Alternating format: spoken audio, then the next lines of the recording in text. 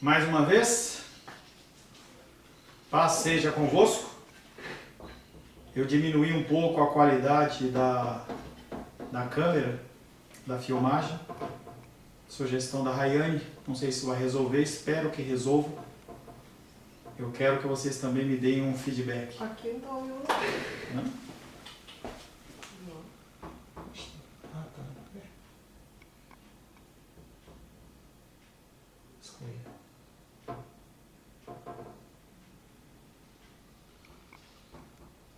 Tudo bem. Dá.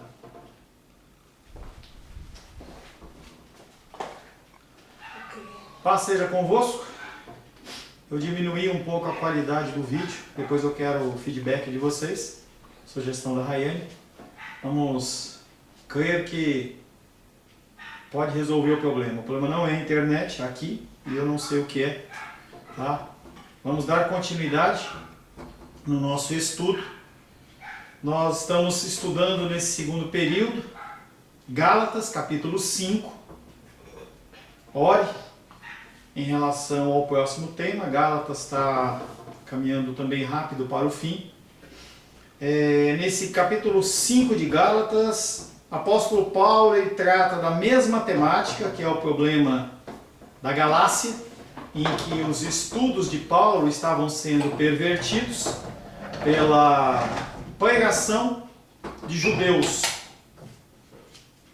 E nós demos como título desse capítulo 5 a religião falsa e todos os componentes dela e a religião verdadeira.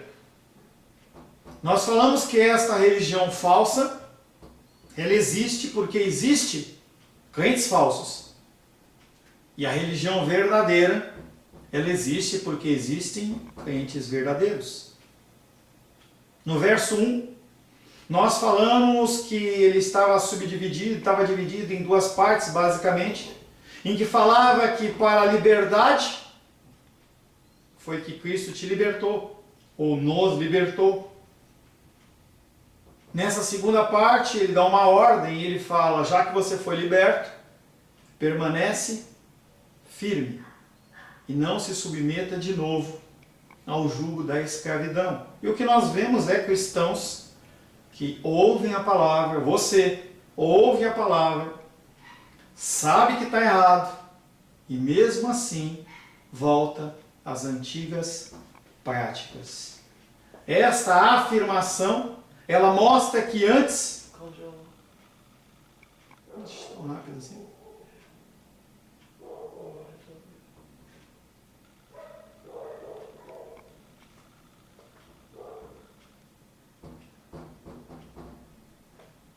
Ok. Nós temos crentes verdadeiros e crentes falsos. E esse verso 1, ele é dividido entre a afirmação que Cristo nos libertou e também uma ordenança que nós não voltemos a praticar as antigas obras. 1 Coríntios diz que as coisas velhas se passaram e isso é uma ordenança para você, é uma ordenança para mim. Nós temos sido libertos pelo Senhor, nós fomos libertos pelo Senhor e nós temos que dar continuidade a essa libertação. Nessa afirmação que Ele nos libertou, é porque nós éramos escravos. Eu e você éramos escravos. Uma libertação, em primeiro lugar, do pecado, da lei. Nós podemos olhar para a lei não como um jugo sobre as nossas costas, mas algo que nos dá direção para a nossa vida. É a liberdade da aceitação divina. Através da salvação de Cristo, você consegue, através desta ação de Cristo,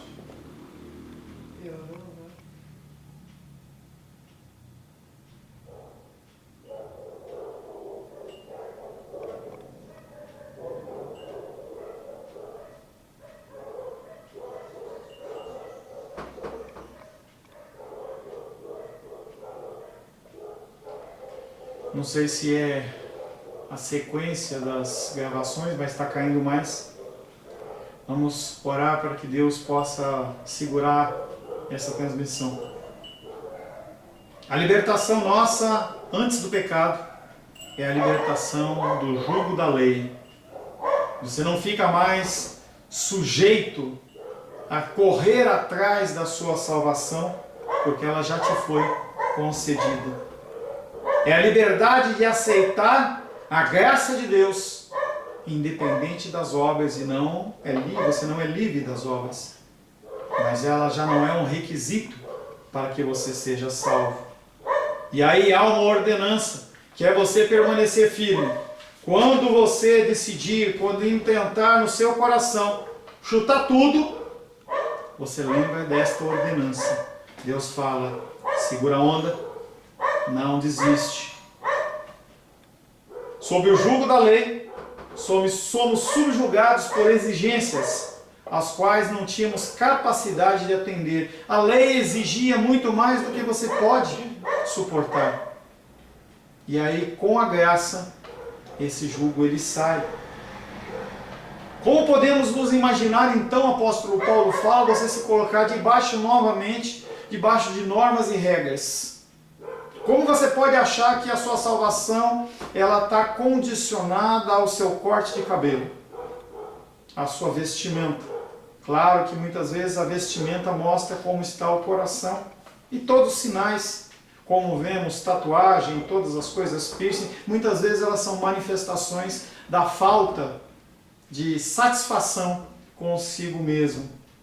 Mas o que traz o apóstolo Paulo ao trazer isso à tona é o caso específico da circuncisão, em que eles falam que sem a circuncisão, sem um ato externo, não há salvação. Mas a salvação ela é acima das obras, porque ela não procede.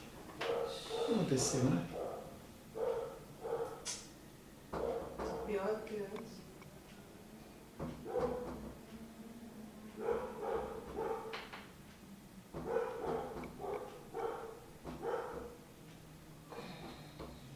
O apóstolo Paulo traz a circuncisão como um ponto. E pode parecer trivial, mas não é trivial, não é sem sentido. Apesar de ser apenas um procedimento cirúrgico, você pode falar o que tem de mais.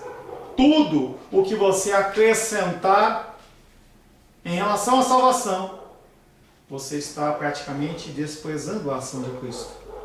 É como se o sacrifício de Cristo ele não fosse suficiente, e ele é. O sacrifício de Cristo ele é suficiente para mim e para você. Nada que você venha acrescentar vai tornar você mais aceitável perante Deus. E o que a gente entende é que as pessoas elas querem sim ser participantes da salvação e elas não são, porque a lei diz que nós não conseguimos, que não há possibilidade de você ser salvo por si mesmo. Será que essa é a importância? Você viver como te agrada? Será que é possível você fazer o que dá na sua telha? E nós vimos no primeiro horário exatamente o poder de Deus controlando a minha vida e a sua vida, a minha vontade e a sua vontade. A resposta é não. Nós não somos controladores da nossa vontade. Quem controla a nossa vontade é Deus, mesmo que Ele permita muitas vezes você tomar decisões que são decisões que vão te prejudicar. Verso 7 até 12, quero convidar você a abrir Gálatas capítulo 5. Nós vamos ler do verso 1 até o verso 12. Gálatas capítulo 5, versos 1 a 12. Melhor, do 6 ao 12. Gálatas capítulo 5, versos 6 ao 12. Achou? Amém? Gálatas capítulo 5, versos de 6 a 12 diz assim: porque em Cristo Jesus nem a circuncisão nem a incircuncisão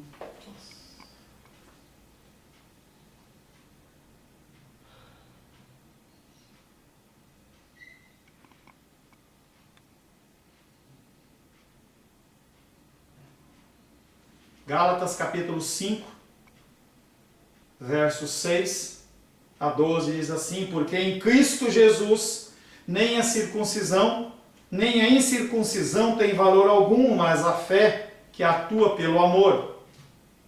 Vós corrieis bem. Quem vos impediu de continuar a desobedecer à vontade? Esta persuasão não vem daquele que vos chama. Um pouco de fermento leveda toda a massa. Confio de vós no Senhor, que não alimentareis nenhum outro sentimento, mas aquele que vos perturba, seja ele quem for, sofrerá a condenação. Eu, porém, irmãos, se ainda prego a circuncisão, porque continuo sendo perseguido? Logo está desfeito o escândalo da cruz. Tomara, até se mutilassem os que vos incitam à rebeldia. Nos versos 1 a 6, o apóstolo Paulo, ele usa os pronomes vós e nós, mostrando os falsos crentes que devem acrescentar a circuncisão à fé. Então, isso é uma característica de um falso cristão, necessitar de algo a mais. E nós, os verdadeiros crentes, que nos satisfazemos com a salvação através da fé. Agora, o contraste do verso 7 em diante é entre ele, o falso mestre, e o apóstolo Paulo falando: e eu, que sou o bom mestre. Esse falso mestre, no verso 10, parte B, ele fala: vos perturba. E o apóstolo Paulo, ele aparece como aquele que ensina a verdade. No verso 7, em Gálatas 5, capítulo 5, verso 7, diz: vós corrieis bem, vocês estavam caminhando direito. Muitas vezes eu olho para você, dentro do nosso discipulado, e falo: você estava tão bem. E a pergunta que o apóstolo Paulo eu falo para você hoje: o que vos impediu de continuar bem? O que faz com que você continue caindo? Paulo gostava de comparar a vida cristã a uma corrida de pista. Observe que esse correr bem, na corrida cristã, não é simplesmente crer na verdade. Até o diabo crê. Os demônios creem. Mas é obedecer esta verdade. Não basta apenas você crer. Pastor, eu ouço, eu leio a palavra, eu gosto, eu me emociono. Ela fala ao meu coração. Mas eu não gosto de pôr em prática. Você é um crente falso. Você é um crente de uma religião falsa. Só aquele que obedece à verdade é um cristão verdadeiro. Mesmo tropeçando, mesmo com erros, com falhas. Eu erro, eu tropeço, você erra, você tropeça. Mesmo numa condição como essa, se você busca obedecer, você sim é verdadeiro. Mas se o seu coração já endureceu, você está caminhando para a perdição. O que ele crê e como ele suporta é uma coisa só. O que você crê e o que você suporta não são coisas separadas. O andar no Espírito é isso. É você ficar confrontando e sendo confrontado o tempo inteiro. É fazer com que você não fique numa letargia espiritual, que você não venha crescer. Nós estamos em tempos de confinamento. Nós não podemos nos reunir na nossa igreja. E talvez você esteja comendo demais. Talvez você não esteja fazendo nenhuma atividade física. E o que acontece é que o teu corpo ele vai cobrar isso. Andar no Espírito tem a ver com isso. Em você não permitir que a sua mente ela fique amortecida de tal maneira que você não seja mais sensível à ação de Deus. O apóstolo Paulo tem um credo e ele se expressa na sua conduta. E a sua conduta é derivada do seu credo. Do que você crê, você age. E como você age, você testifica no que você crê. As pessoas olham para você e veem o quê? Quando você olha no espelho, você vê o quê? Uma pessoa que ouve ou uma pessoa que ouve e pratica? Os Gálatas haviam iniciado a corrida cristã. E no princípio corriam bem. Corriam na verdade que Cristo os libertara. Eles acreditaram. E lhe obedeciam. Desfrutando a liberdade que Cristo lhes deu. Mas alguém começou a atrapalhar. Um obstáculo foi jogado na pista a fim de desviá-los do caminho. E se esse obstáculo ele aparece no seu caminho, não é para você se desviar dele, é para você pular por cima.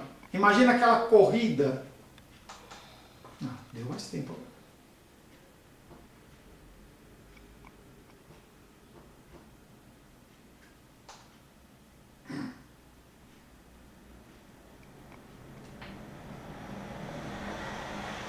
Amém? Mais uma queda. Vamos continuar correndo. Vamos continuar correndo. Os Gálatas haviam iniciado a corrida cristã e no princípio corriam bem. Corriam na verdade que o Senhor os libertara. E aí, o exemplo que eu tenho para dar para você é uma corrida com obstáculos. Não adianta você parar perante o obstáculo. A sua vida, ela não é uma corrida sem obstáculos. E aí a gente vê aqueles atletas olímpicos, eles correndo, e eles pulam o obstáculo e continuam correndo na mesma raia, sem sair do caminho, e é isso que você tem que fazer. Não tem como desviar do obstáculo, você tem que passar por cima dele. Você tem que aprender com aquele obstáculo e não cair mais naquela armadilha, porque ele vai voltar a aparecer na sua vida. E se você toda hora você se desviar dele, o que vai acontecer é que você não vai chegar em lugar nenhum. Você tem que aprender a pular os obstáculos. Você tem obstáculos. Falsos mestres deturpavam a verdade, na qual eles haviam crido no princípio. Cuidado com o que você assiste. Você não deve assistir qualquer culto. Pastor, quer dizer que só a palavra do Senhor que serve? Não. Tem muitos irmãos abençoados que caem no Evangelho. Mas às vezes você ouve o que não deve e isso bagunça a sua crença. O seu coração está tendendo a algo e esse mestre, ele traz um falso ensinamento para você e te tira do caminho. Isso tem acontecido com você? Eu tenho visto isso na vida dos meus irmãos e das minhas irmãs. Em consequência disso, eles passaram a seguir esses falsos mestres. Eles abandonaram a Cristo. E abandonando a Cristo, você cai da graça. Não há mais graça. Paulo traça todo o curso da falsa doutrina, sua origem, seu efeito e o seu fim, é o que nós vamos falar agora. A origem desse falso ensino está no verso 8, que fala: essa persuasão não vem daquele que vos chama. Esse ensino errado não procede de Deus. Esse ensino errado não procede do Senhor. Os falsos mestres persuadiram os Gálatas a abandonar a verdade do Evangelho, e talvez você ouça a voz dizendo: você não precisa ler tanto, você não precisa orar tanto, não precisa ter tanta frequência na igreja, não precisa ter um culto familiar, você não precisa ler com a família. São vozes do inferno. Esta obra não veio de Deus. O Senhor chamou-os na graça. Gálatas 1,6 fala do chamado da graça. Enquanto os falsos mestres estão propagando uma religião baseada em méritos. Tem um nome que chama-se meritocracia, em que você é recompensado segundo o quanto você vale. Tem até aquela música: quero que você valorize o que você tem. Você é um ser, você é alguém. Você não é nada. Sem Cristo você não é nada. Mas eu não roubo, eu não mato, eu não adultero, eu pago os meus impostos, não faz mais que obrigação. Ímpios fazem isso. Se o seu padrão é um ímpio, você está no caminho errado. A origem do engano são falsos mestres que falam palavras falsas. E muitas vezes as palavras elas colam porque você não sabe a verdade. E aquilo que é falado acaba se tornando como verdadeiro para você. Qual é o efeito? Já vimos que a heresia impediu os Gálatas lá no versículo 7, e mais tarde Paulo vai dizer que ela os perturbou, no verso 10, e incitou eles ao engano, verso 12. Mas agora no verso 9, ele usa um provérbio conhecido: um pouco de fermento leveda toda a massa. Se você cozinha, Se você já fez um bolo, você entende claramente este exemplo. Apenas um pouquinho de fermento, ele leveda toda a massa. Apenas um pouquinho de um falso cristianismo na tua vida é suficiente para levedar toda a sua fé. O erro dos falsos mestres estava se espalhando pela comunidade cristã, de tal forma que quase toda a igreja estava sendo contaminada. E nós vemos o coronavírus fazendo exatamente isso. Ele não é um vírus com alto grau de mortalidade. Fala-se em 3 a 5%, e há outras doenças que matam com uma força muito maior. Só que o meu organismo e o seu organismo nunca teve contato com ele. E a possibilidade de haver uma contaminação de 100% da população, ela é mais do que possível. E aí quando você aplica esses 3% sobre toda a população do Brasil, que gira em torno, se não me engano, de em torno de 250 milhões de pessoas, você pode fazer a conta de quantas milhões de pessoas. Nós estamos falando em algo da ordem de 1,5 milhão a 2 milhões de pessoas mortas, apenas decorrentes desse vírus, sem você pensar em todo o impacto social. O apóstolo Paulo ele traz esse conceito mostrando para você que um pouco de desvio danifica a sua fé. 1 Coríntios capítulo 5, verso 6. Abre aí. Não é para você ficar me ouvindo não só. 1 Coríntios capítulo 5, verso 6.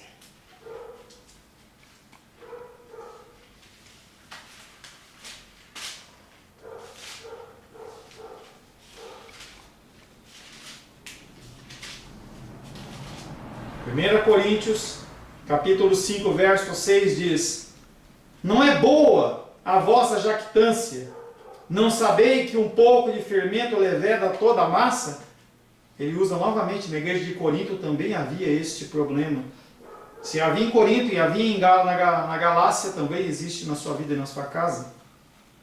Uma das coisas mais sérias acerca do mal e do engano é que ambos se espalham. Eles não ficam confinados. Não há como você confinar algo. Tenta confinar água.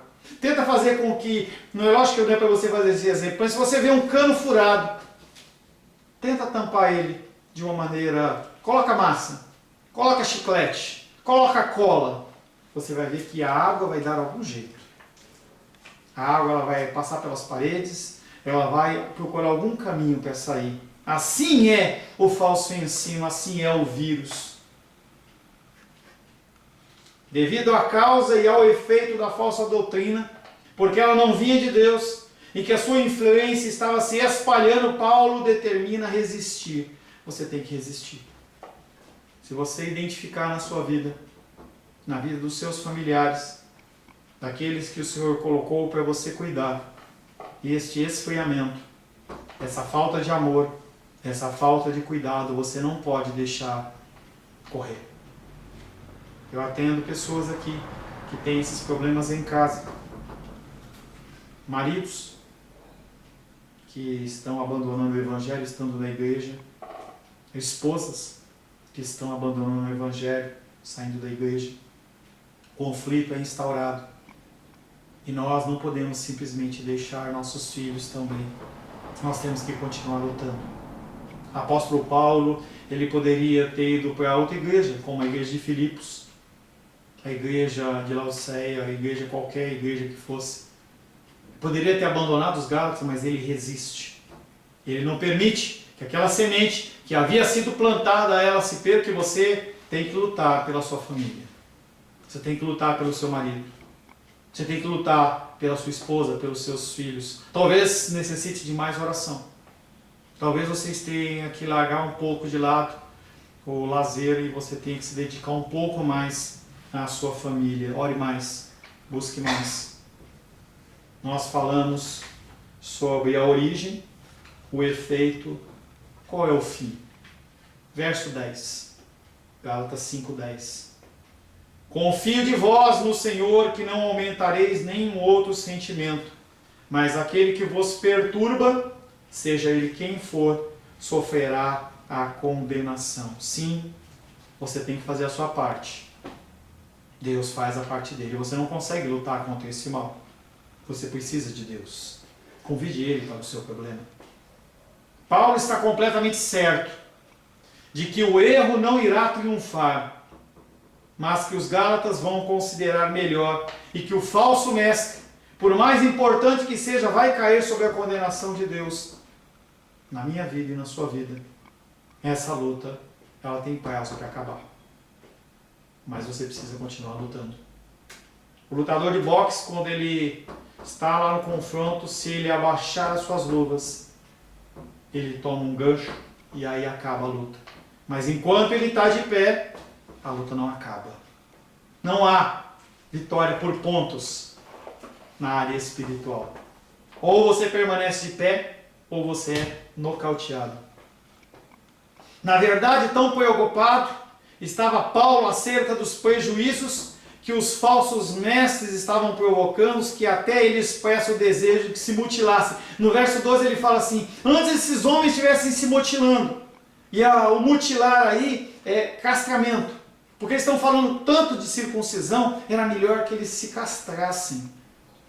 Isso acontecia com os sacerdotes de uma deusa pagã da Ásia Menor, uma deusa chamada Cibele, em que aqueles homens, eles se castravam e ofereciam os seus membros àquela deusa. O apóstolo Paulo fala: é melhor que eles fizessem isso. Aos nossos ouvidos isso parece grosseiro. Por que o apóstolo Paulo está falando de maneira tão grosseira? Mas podemos ter a certeza de que não era a expressão de um espírito descontrolado. Paulo não falava descontroladamente. E o problema de muitas vezes a sua ação e a sua reação é que você age de uma maneira descontrolada. Você quer expressar, a pessoa está agindo errado, você quer confrontar, mas você age errado, você age com violência. E o mundo espiritual, ele não é tomado por força nem por violência. É pela ação do Espírito. Podemos ter a certeza de que não era um espírito descontrolado. Paulo, ele não estava precisando de um remédio tarja preta. Ele não estava com sede de vingança. Eu preguei, agora alguém vem estragar o meu trabalho. Mas ele estava demonstrando o profundo amor pelo povo de Deus e pelo Evangelho de Deus. Enquanto eu, não demonstrarmos às pessoas que as nossas ações, elas são por amor, e não por controle, não por desejo. Demorou bastante isso.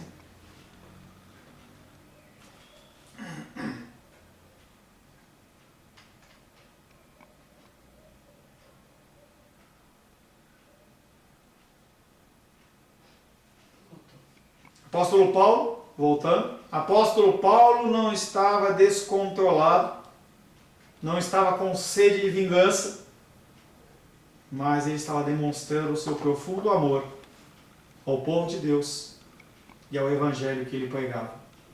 Enquanto as pessoas que nos cercam não conseguirem ver em nós, em nossas ações e nossas palavras, a manifestação do amor de Deus e não a manifestação do domínio, nós vamos continuar dando murro em ponta de faca. E não adianta você falar: vou jogar tudo para o alto, porque Deus não vai permitir. Eu me atrevo a dizer, se nós nos preocupássemos com a igreja de Deus e com a palavra de Deus como Paulo se preocupava, nós também desejaríamos que os falsos mestres deixassem de existir. E eles não vão deixar de existir no sentido físico, mas eles vão deixar de exercer influência. Quando o falso mestre vier a você e trouxer um ensino errado, você bloqueia. Você diz não. Verso 11, apóstolo Paulo fala: eu, porém, Paulo os deixa de lado. Quem? Os falsos mestres que estavam atrapalhando os Gálatas. E ele volta para si mesmo, o verdadeiro mestre enviado de Deus. Se ele continuar gastando seu tempo com os falsos mestres, as ovelhas que precisam do cuidado, elas vão ficar abandonadas e sem saber o que fazer. Parece que esses mestres tiveram até a coragem de declarar que Paulo era defensor das suas ideias. Eles começam a citar como se Paulo fosse defensor das ideias. E o apóstolo Paulo, ele no verso 11, ele vem falando, não.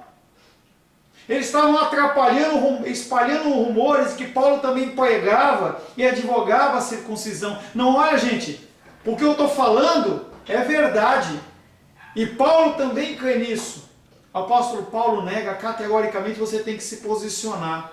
Essa semana foi interessante. Conversava com uma pessoa católica romana, e ele falava, vejo que você é uma pessoa que aceita o ecumenismo. Eu por alguns segundos, estava conversando pelo Zap, por alguns segundos eu fiquei pensando se eu responderia aquela questão ou não. Talvez o meu posicionamento viesse a afastar aquela pessoa, sanguínea, parente. E eu pensei e falei assim, mas se eu não me posicionar, será que ele vai achar que eu estou no engano? Será que quando ele precisar de algo, ele vai recorrer a mim? E eu me posicionei, eu falei assim, não, você está enganado, eu não sou adepto, não aceito o ecumenismo. Simplesmente, eu sei ouvir as pessoas. Uma coisa que Deus me deu, graças a Deus, graças a Ele, que é equilíbrio nas minhas ideias. Eu tenho desequilíbrio em muitas coisas, mas nas ideias eu tenho equilíbrio. Eu consigo ouvir você falando a sua opinião, mesmo que eu discorde. E aquele homem, ele falou, aquele rapaz, ele falou da opinião dele. E eu falei para ele assim, olha, eu não concordo com você, mas eu consigo te ouvir. Eu consigo conviver com você. E talvez a intolerância cristã evangélica ela tenha tomado este tipo de caminho, esse tipo de vulto, permitindo ou impedindo que as pessoas elas venham a Cristo. Mas o apóstolo Paulo ele se posiciona e ele fala no verso 11, eu porém, irmãos, se ainda prego a circuncisão, por que eu continuo sendo perseguido? Ué, mas se eu estou do lado deles, por que eles estão me atacando? Logo, isto é, se eu estou pregando a circuncisão, está desfeito o escândalo da cruz. Esquece Cristo. Paulo se coloca em completo contraste com os falsos mestres. Não, ele é luz, eu sou luz, eles são trevas, eles são pretos, eu sou branco. E não tem semelhança. Eu sou salgado, bem temperado e ele é amargoso. Pregar a circuncisão é dizer aos pecadores que eles podem salvar a si mesmo pelas suas próprias obras. Você não é salvo pelas suas obras, apesar de ter que praticá-las. Pregar a Cristo crucificado e dizer que eles só não podem se salvar. E que só Cristo pode salvar por meio da cruz. E isso constrange o ser humano de uma forma enorme, porque o ser humano não consegue aceitar algo vindo de graça. A mensagem da circuncisão é totalmente inofensiva e popular, porque é lisonjeira. A mensagem do Cristo crucificado é ofensiva ao orgulho humano, impopular, porque ela não agrada o teu ego. Eu não posso olhar para você e falar assim, olha, você foi na igreja 10 vezes, que nem na pizza, você compra 10 pizzas e ganha uma grátis. Olha, você veio 10 vezes na igreja, então agora você já está aceito. Oh, que legal, pastor. Então eu tenho essa salvação, tem, filho, porque você veio na igreja tantas vezes, ou você praticou tais obras ou tais obras. A pregação de Cristo ela é contrária a isso. Pregar a circuncisão é fugir da perseguição. Se você quer não ser perseguido, fale das boas obras. Elas te salvam. Elas te mantêm. Pregar a circuncisão é fugir da perseguição. Em contraste, pregar a Cristo é buscar a perseguição. Na sua casa, no seu trabalho, na sua escola. Pregar a circuncisão é buscar. Que horas são? A relógio está 11h10. 11h15.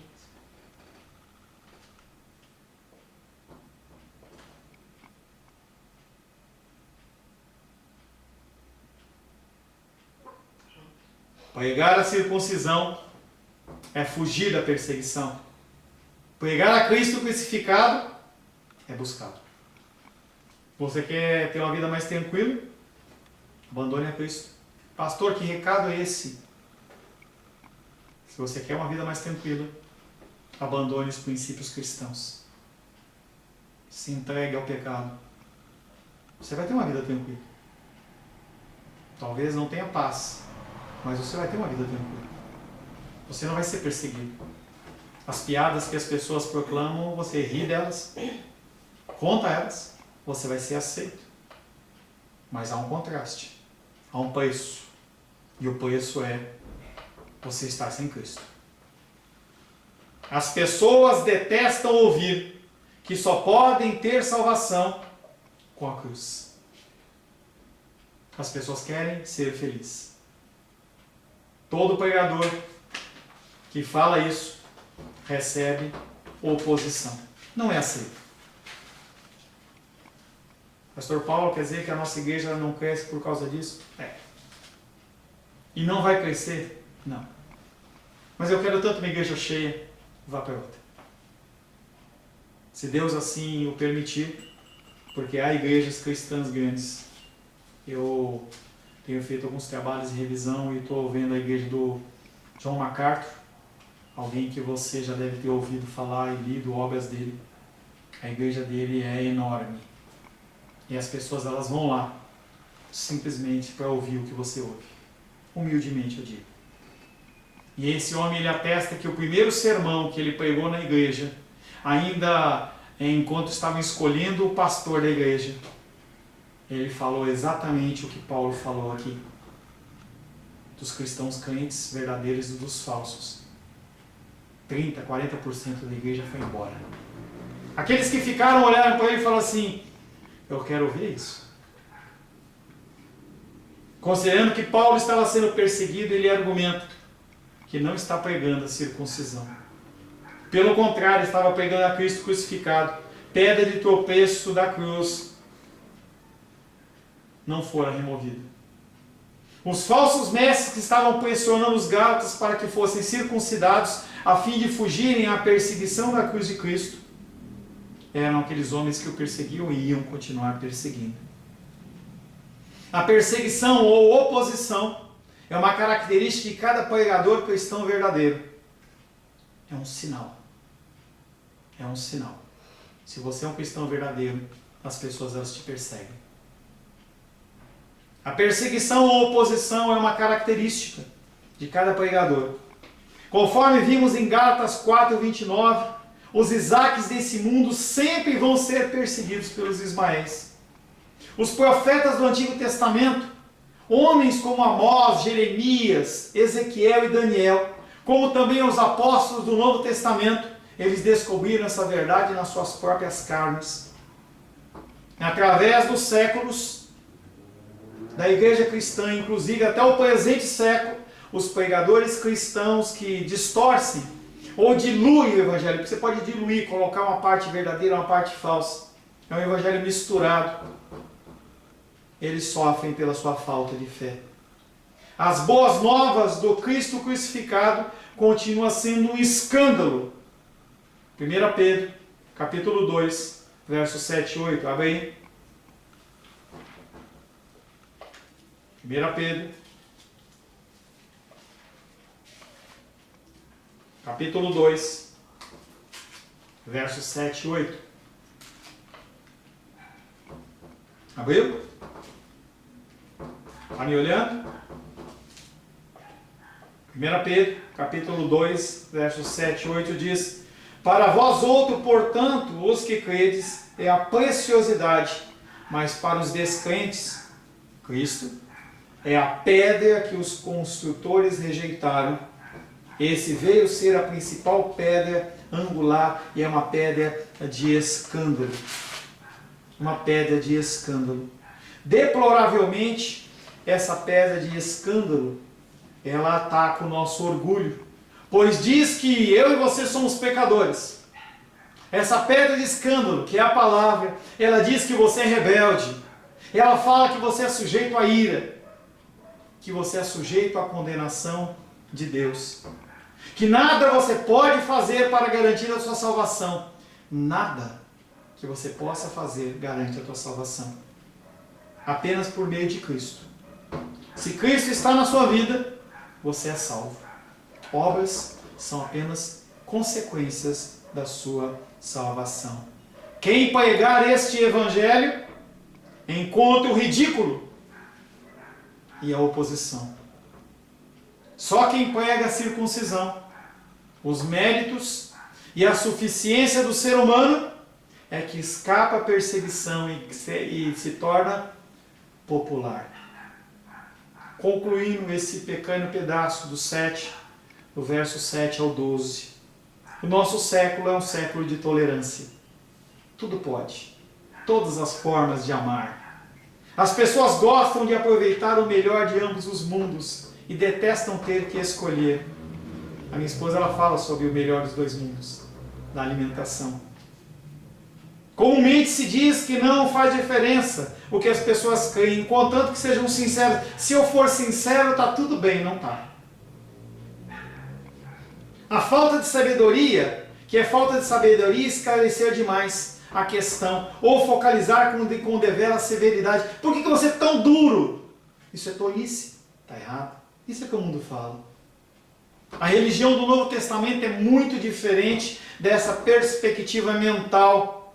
O cristianismo não te permite ficar sentado em cima do muro. Ou viver em uma confusão mental. Ele insiste conosco para que sejamos definidos e decisivos. Ou você é cristão, ou você não é cristão. Ou você serve a Deus, ou você não serve a Deus. A circuncisão, os méritos, representam uma religião de realizações humanas. Aquilo que se pode realizar através das suas boas obras. Cristo representa uma realização não de boas obras suas, mas de umas boas obras do Senhor, porque em Gênesis ele fala, e tudo que ele criou era bom. A circuncisão, os méritos, significa a lei. As obras da servidão. Cristo significa a graça, a fé, a liberdade. Todo mundo tem que escolher, você tem que escolher. Coisa impossível é o que os Gálatas estavam tentando, acrescentar circuncisão a Cristo e ficar com os dois. Isso não é possível. A religião cristã e a religião por obras, por méritos, elas se excluem. Elas são excludentes. Além disso, essa escolha tem de ser feita por todos. Se você nasceu no lar cristão, você tem que decidir. Tanto o povo como os ministros da igreja, por aqueles que praticam e pelos que propagam a religião.